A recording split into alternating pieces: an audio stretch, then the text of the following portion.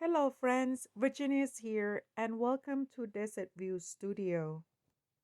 In this tutorial, I will show you how to make 4-piece living room set using Jenga blocks. To complete this project, you will need total of 56 Jenga blocks and 16 square cubes.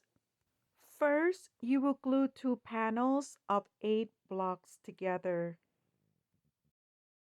Apply glue and attach these two pieces together in the direction as you are seeing here. Next, I'm adding armrests on both sides. If you are new to my channel and stopping by for the first time, thank you and welcome. Adding the legs to complete the project. And if you are return members, thank you so much for continue supporting my channel. And there you have it, a first completed couch. It doesn't require much time to complete at all. I hope you will give this a try. Next, you will need to create 4 panels of 6 blocks.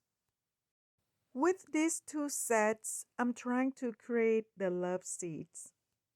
Repeat the same steps as you did with the first couch. What do you think about this project so far? Don't forget to comment down below. Next, you will make 2 sets of 2 blocks and 1 panel of 6 blocks. Here we are going to create the coffee table. Attach 2 blocks on both sides and add legs.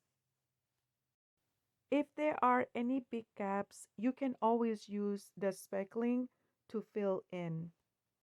Once dry, you can sand it down.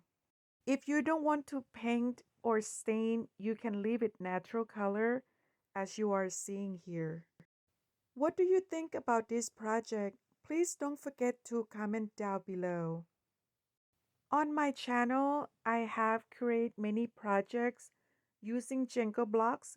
Please don't forget to go check them out. The stain color that I use here is called Golden Oak by Minwax. If you were to make this project, would you paint, stain, or leave it in natural color? Please comment down below.